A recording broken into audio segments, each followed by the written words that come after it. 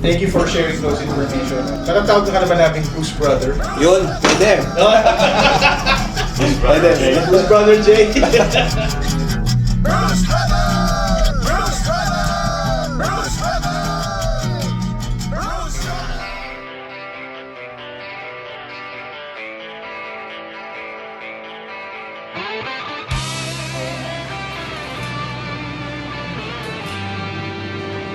What's up, Bruce? Bruce, what's brewing? Yes! Bruce, kumusta ba? Ayos naman. Ayos. Naano ko yung kay Master J, yung passion niya Mm. sa pagtuturo. Imagine mo, dahil doon, nakatulong siya ng mga tauhan niya. Tsaka anong nakakatuwa kay Master J, yung hindi siya Share. kakompetensya niya. Hindi confident siya. No? Yes, Kasi yes. nakatabihan siya ng mga ibang tabihan. Sa, Parang healthy competition yung dating para sa kanya. galing nga eh. So, pa last episode na tayo para sa kanya. Oo. Pero hindi pa yun yung huli. Oo, kasi marami pa siyang iyan sa atin eh. May pa sa atin si share. Yes. So, mga ka-Bruce, abangan niya, hindi lang ito huling interview natin kay Master J. Rose. May mga iba pa.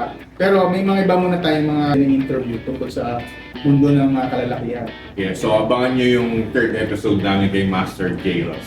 Alright. And then, may mga iba tayong interview. Yes, Tulad siyempre. niya.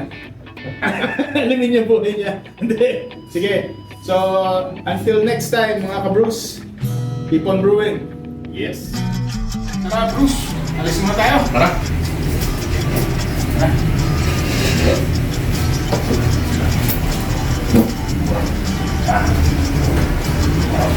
Ay, sir, sir. Bayan nyo.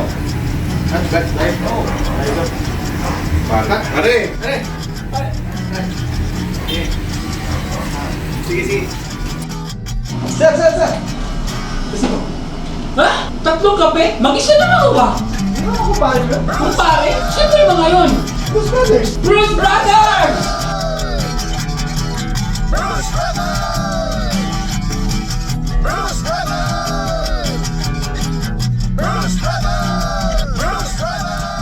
Nasiya, naayos ang tatlong yun ha.